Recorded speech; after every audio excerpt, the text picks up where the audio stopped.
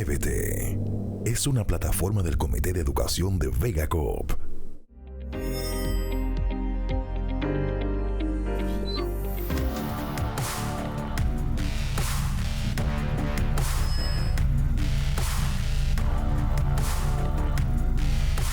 Pronto tendrás tu casa en el metaverso.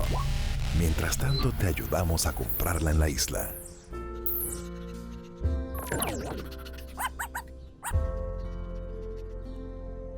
Vega Coop, de tu lado siempre.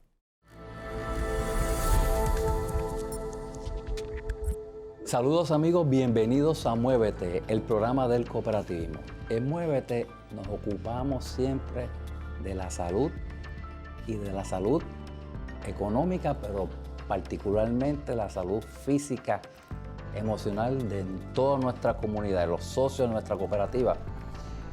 Porque es un componente para usted tener salud económica, tiene que tener salud física y salud emocional.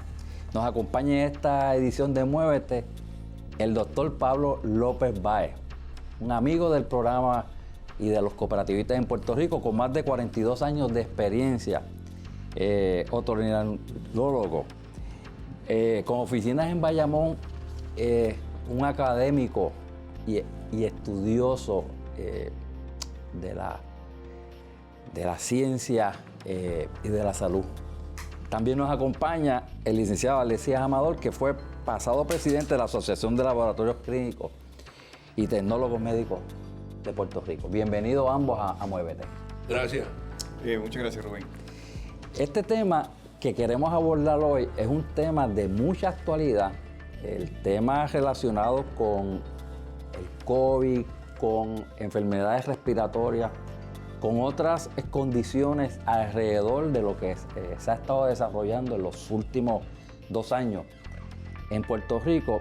Es importante que hablemos y le hablemos a la familia y a la comunidad de dónde estamos, qué nuevos desarrollos hay y qué nuevas enfermedades o condiciones están atacando a las familias en Puerto Rico. Rubén, en programas anteriores habíamos hablado de la famosa pandemia. Hoy, básicamente en Puerto Rico tenemos 3 enfermedades que están cubriendo nuestra isla y por eso le estamos llamando 3. Tridemia, tripledemia. Apareció otra vez otro tipo de enfermedad que es el virus sincitial respiratorio, en inglés RSV, o sea, Respiratory Syncytial Virus. Y eso completa la famosa mano que yo siempre he dicho, y ahora le añadimos un dedito más.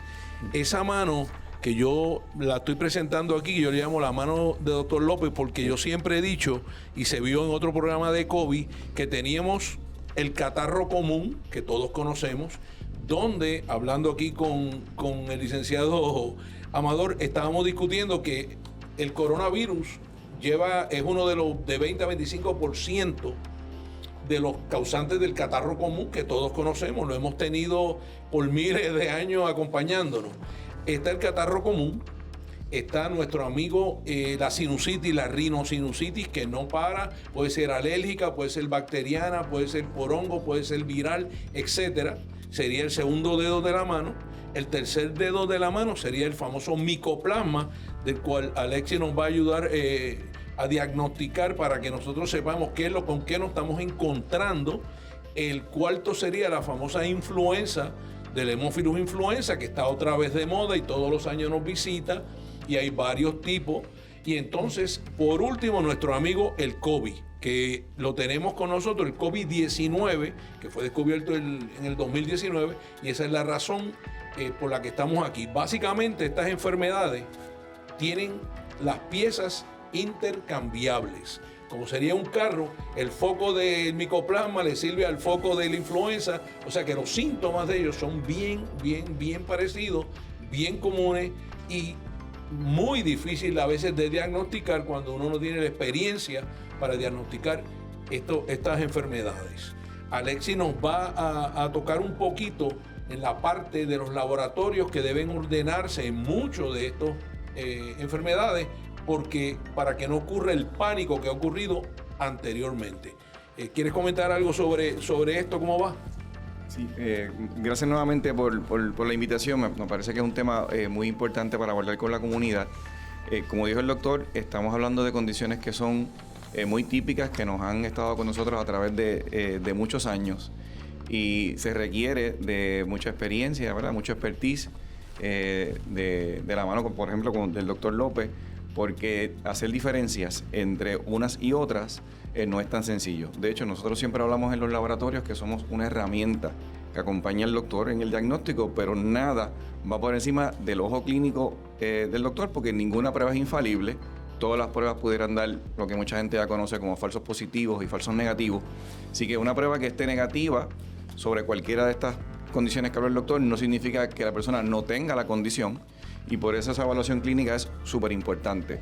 En los últimos quizás semanas, quizás hasta meses, el tema del micoplasma es algo que se ha hablado muchísimo, en particular porque se habló en un momento dado que había una escasez de reactivos en los laboratorios de Puerto Rico, y la realidad es que al tener todas estas condiciones ahora mismo están prevalentes en la población, pues aumenta la cantidad de pruebas que se hacen en los laboratorios, lo que hace en ocasiones que los manufactureros pues tengan algún tipo de problema para suplir a los laboratorios. Pero ciertamente hay mucha información que en ocasiones se cruza con desinformación en términos de la comunidad en general, y pudiéramos, ¿verdad? Esto es una opinión no científica la que voy a vertir, ¿verdad? Pero realmente pudiéramos estar experimentando malos diagnósticos o diagnósticos equivocados por la complejidad, por el manejo de la información, aunque tengamos pruebas diagnósticas para cada una de estas condiciones o enfermedades. Ciertamente el brazo de interpretación y de diagnóstico pues radica, ¿verdad?, en la clase médica en Puerto Rico. Pero tenemos realmente las pruebas en Puerto Rico para diferenciar todas estas enfermedades. Y antes de pasar al doctor nuevamente, pues vamos a tocar ese tema, vamos a partir del micoplasma hacia los demás, ¿verdad? Siendo el tema quizás ahora está más de moda, digámosle. El micoplasma, en los laboratorios existen pruebas para hacer micoplasma, lo que le llaman pruebas rápidas, lo que nos permite entonces informar al doctor en un periodo de 24 horas o menos sobre el paciente si está positivo o no para anticuerpos en contra del micoplasma. Y aquí que quiero hacer una pausa, tratar de hacerlo sencillo, pero importante. Ustedes usan una palabra muy importante en el asunto de las pruebas. Si existen pruebas diagnósticas para identificar la condición. En el caso del micoplasma particularmente, la prueba que se utiliza como prueba rápida es una prueba que mide anticuerpos. O sea que no es tal cosa como una prueba diagnóstica, es una prueba como las que usted escuchó en algún momento que se hicieron con el COVID, que se hacían de sangre, que no se hacen de nariz, en la que identificamos una respuesta del cuerpo al tener contacto con la condición. Y es una prueba que mide un anticuerpo particular, que usualmente sube en el cuerpo, se eleva en el sistema sanguíneo cuando hay un contacto reciente con la condición. Pero este tipo de pruebas tiene unas limitaciones que es muy importante, ¿verdad?, y que los médicos conocen, y es que este tipo de pruebas, este anticuerpo pudiera permanecer en el sistema y en el torrente sanguíneo por largo tiempo. Y como ustedes conocen, el doctor mencionó, ¿verdad?, el micoplasma es lo que le llaman el walking pneumonia, porque en ocasiones parece no tener síntomas o síntomas muy leves.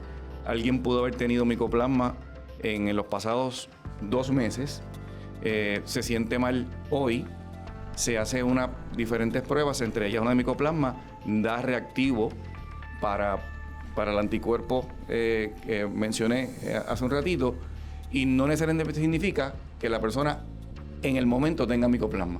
Por eso el expertise de los médicos al momento de identificarlo es súper importante, porque además de que tienen condiciones que se parecen entre sí, también tiene unas particularidades en las pruebas. Eso es muy importante porque podemos señalar que hay patronos y hay centros educativos y centros de cuidado que probablemente están requiriendo para poder admitir a niños y jóvenes en las aulas o en los centros de cuidado o centros académicos, e incluso en talleres de trabajo, una prueba. Y entonces usted lo que me está señalando es que probablemente yo puedo haber respondido a microplasma hace 2-3 meses y me voy a hacer una prueba nuevamente y es probable que esté dando positivo sin tener necesariamente la condición. Definitivamente. Para hacerte todavía más exacto, ese tema que acabas de decir fue lo que nos interesó a nosotros dos en el momento en que hablamos por primera vez sobre eso. La cantidad de pruebas de micoplasma reactivos. Este paciente con una prueba positiva, que a lo mejor no tiene ningún síntoma, ya está en la pulmonía caminante o la traqueobronquitis, se le ha ido, se le fue la tos, pero todavía sale positivo. Entonces, si le piden una prueba de ese tipo a un paciente, va a salir positivo y si eso le impide ir a su trabajo o a la escuela, va a crear una crisis bien severa. El diagnóstico, y lo dijo Alexis muy bien, la parte clínica no la podemos separar de la parte de laboratorio y de la parte, yo te diría, de tratamiento. Cuando tú ves un paciente que se ha tratado con múltiples cosas, se le ha hecho los laboratorios pertinentes, porque todavía el CBC es una prueba importante, nos dice cómo están sus células blancas, cómo están sus plaquetas, cómo está, si ha cambiado las células blancas para la derecha o para la izquierda, que quiere decir si es bacteriano o es viral, si están bajitos esas células blancas, por qué, cuánto tiempo lleva. O sea que el diagnóstico diferencial sigue siendo una combinación de la parte clínica que podamos sacar de ese paciente y la parte de laboratorio o inmunología de ese paciente. Todas estas enfermedades tienen en común cosas bien sencillas: dolor de garganta, tos, secreciones nasales, en algunos de ellos fiebre, otros no le da fiebre, dolores en los huesos o artralgia, que es como se conoce, que es como si fuera una artritis aguda de los huesos, como pasa en el dengue, en el chikungunya y otras enfermedades. Pero es bien importante que podamos llevar este paciente a un diagnóstico diferencial entre ellas, porque el tratamiento es muy parecido y es muy diferente. Hoy en día tenemos además el virus sincitial en los niños y en los infantes, que el problema que tenemos es que cuando eso es un virus que lleva con nosotros años, pero en un niño pequeño puede llevarlo a una hospitalización, a tener que darle medicamentos antiviral a través de aerosol, hospitalizarlo, oxígeno, y puede causar la muerte en niños infantes. Todavía puede causar la muerte y hay que hospitalizarlos definitivamente. Los catarros comunes que llevan con nosotros millones de años, una de las críticas más grandes que yo hago es que en la época de mis abuelos, tú no te sentabas en la mesa sin lavarte las manos. Tú no llegabas de la calle y si no te mandaban a bañar, tú no te tocaban los ojos, ni la boca, ni la nariz sin lavarte las manos y te regañaban para eso. Hoy en día hemos descubierto la rueda porque estamos diciéndole a todo el mundo que es importante lavarse las manos. Eso es sentido común, que es el menos común de los sentidos. Y seguimos nosotros todavía encontrando estos virus que cada año, cada 2 o 3 años, mutan, cambian. Alexis te puede decir que por ejemplo, de la influenza, que es una bacteria, pues hay serotipos desde la A hasta la F. El más común es el B, pero das una vacuna, tienes una excelente vacuna, pero puede que la influenza que te dé no es la que está cubierta en la vacuna. Te va a dar, pero si tienes una vacuna, por lo menos tienes la oportunidad de sobrevivir tal vez esa enfermedad. Actualmente en Puerto Rico, vemos, ¿verdad? Hay una percepción generalizada de que estas condiciones, pues sí existen y es un catarro más, pero cuando vemos las estadísticas, no bajan de 240 y tantas hospitalizaciones. Hemos estado viendo nuevamente un repunte en términos de las muertes. No solamente son una estadística. Cuando usted tiene un familiar, un amigo, un vecino, un conocido que pues, ha partido de esta vida por una condición ahí, uno realmente saca esa muerte de una estadística, pues tú lo estás sintiendo. Pero la realidad es que hemos estado viendo, doctor y licenciado, que aumentan los casos de muerte. Hoy dijeron 22.7% ha aumentado la contaminación, básicamente. Pero es importante recalcar que para llegar a una inmunidad de rebaño necesitamos conocer que la población esté bien consciente de cuándo debe protegerse, por qué debe protegerse y por qué debe proteger a los demás. Que es lo que estamos, la crítica que yo hago es que las cosas que han sido protección en muchos años las habíamos olvidado o no sé por qué se habían olvidado. Nosotros en este momento, la mascarilla la puedes usar cuando tú vas a ir a un concierto, sabes que vas a estar con muchísima gente alrededor, estás metido en un hospital, estás metido en una oficina donde hay un conglomerado de gente que tú no conoces. Pues mira, si quieres protegerte, puedes usar la mascarilla. Estás vacunado, muy bien, estás protegido, tienes una protección, pero debemos recordar que no existe vacuna 100% segura, ¿okay? No existe prueba de laboratorio 100% segura. No existe un clínico que estemos 100% seguros hasta que no combinamos todas estas cosas. Existen tratamientos. Obviamente los anticuerpos monoclonales que se están dando, los antivirales que han salido, los antibióticos para el micoplasma. Pero el micoplasma, ya lo dijo Alexis muy bien, tú puedes estar con una prueba positiva de micoplasma por un montón de tiempo, hasta 12 meses, yo no lo sabía. Y entonces, ¿qué pasa? Tengo micoplasma. No tiene ningún síntoma, las pruebas se le hace una placa de pecho negativa, el CBC está completamente normal. Y cuando vienes a darte cuenta, esto es un paciente que tuvo micoplasma hace 10 meses y todavía lo estás penalizando, demonizando porque tiene micoplasma, cuando en realidad no, ya pasó y tiene anticuerpos. Hay una condición o un diagnóstico, usted me corrige, es pulmonía. Cuando a usted le dan la noticia, usted tiene pulmonía, siempre se recibe con pesimismo y fuerte. Déjame hacerte una aclaración porque, fíjate, ese tema yo lo tocamos una vez y quiero recalcárselo a la gente. El COVID básicamente no era una pulmonía. Nosotros le llamamos una neumonitis, porque cogía el pulmón y lo cristalizaba de tal forma que el intercambio de gases, por lo tanto el oxígeno, la oxigenación se iba bajando. Se trataron, y yo me acuerdo que en un programa lo dijimos, todas las cosas desde virar al paciente al revés, utilizar ciertos broncodilatadores, nada funcionaba porque el virus tenía esa capacidad de dañar esa estructura pulmonar, cristalizando el pulmón, y no había forma de que fuera revertible en ese momento. Después se encontró que los esteroides a tiempo, los antivirales, mejoraban muchísimo la condición de estos pacientes, pero pacientes inmunodeprimidos, pacientes con problemas pulmonares crónicos, chronic obstructive pulmonary disease, los famosos fumadores crónicos, estos pacientes sucumbían al COVID. Nos hemos olvidado que en la nación americana han muerto más de 1.800.000 personas por COVID.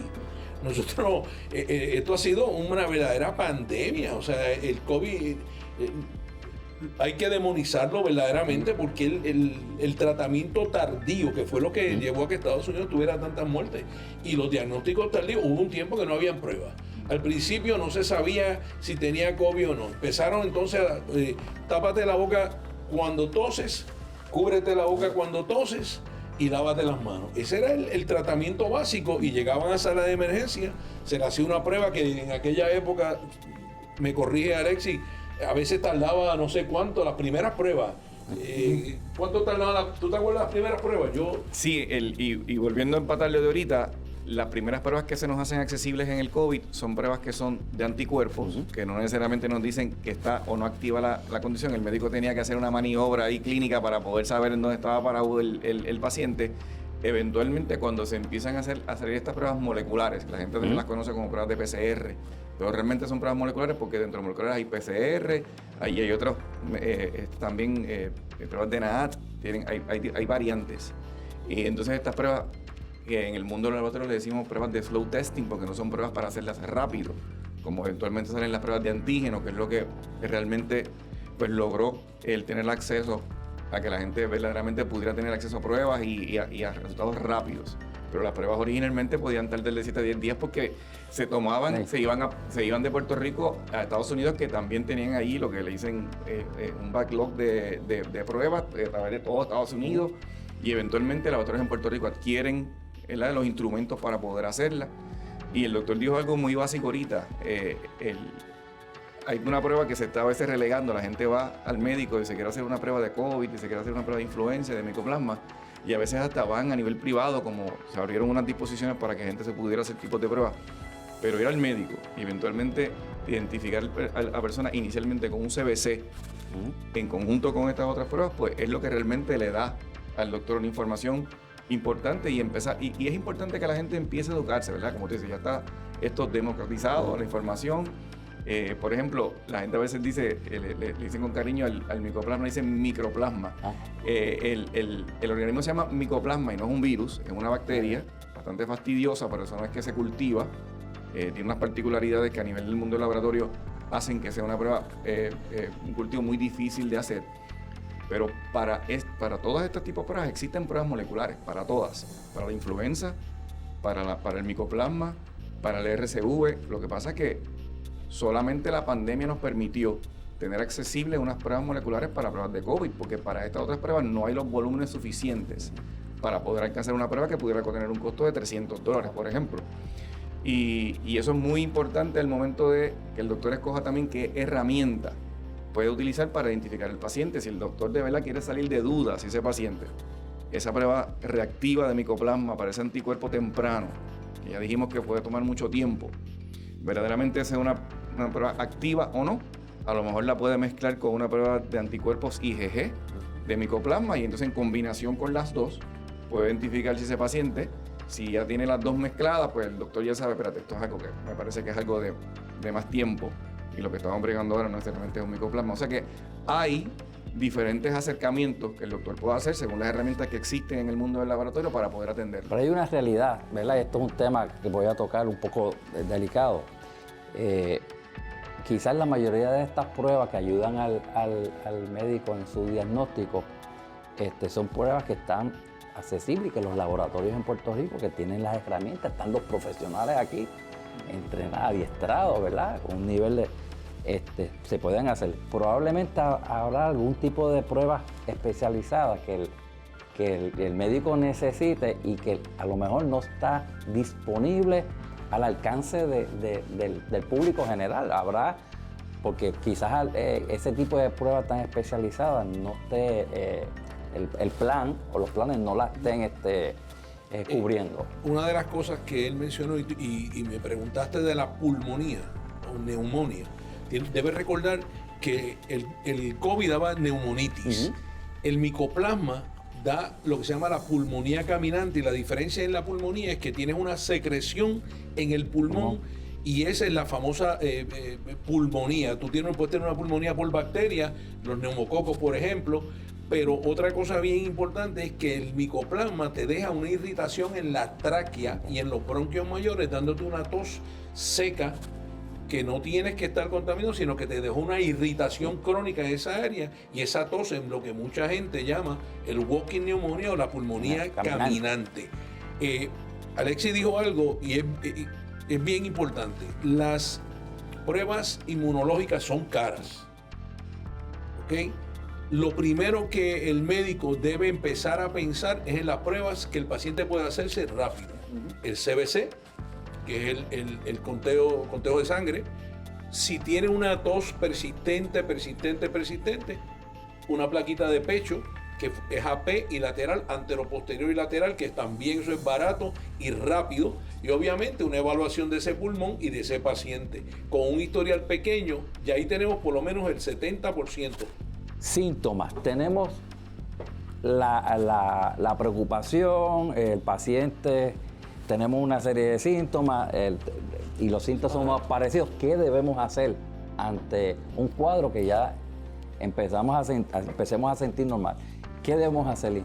Okay. Primero, el médico generalista, no un especialista o subespecialista como yo, pero un médico generalista debe ordenar, además de hacerle un historial, ordenar un contagio de sangre para ver cómo están las células blancas, las plaquetas que en algunas personas suben y bajan, porque todavía no hemos eliminado el dengue, el chikungunya de nuestro paisaje, ¿verdad? Nuestro paisaje todavía tiene algo de dengue y chikungunya. Una evaluación sencilla son el CBC. Se llama CBC y diferencial. Una plaquita de pecho, que es muy importante si quieres hacer un cultivo de garganta, pero los cultivos de garganta tardan por lo menos 48 horas o más.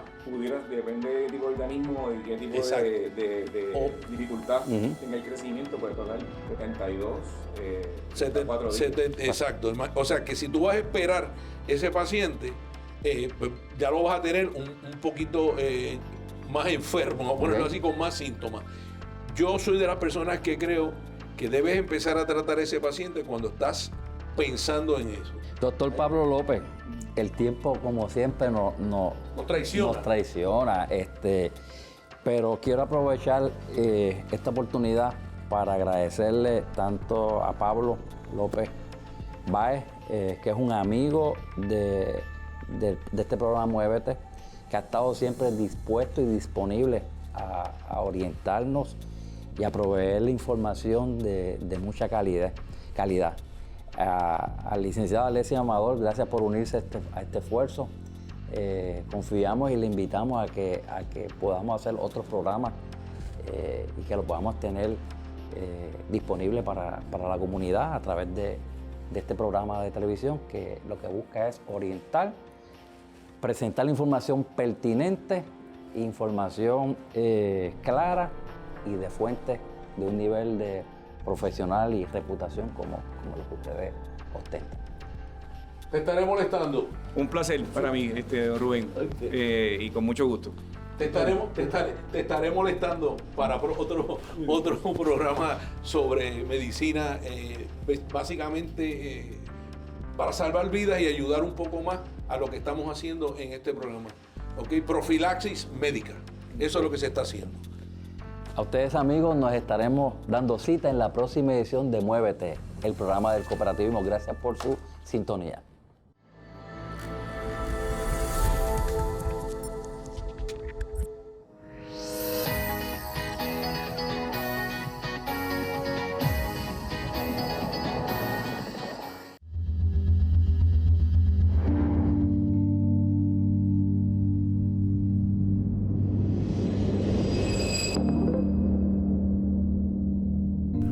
Muévete es una plataforma del Comité de Educación de Vega Coop.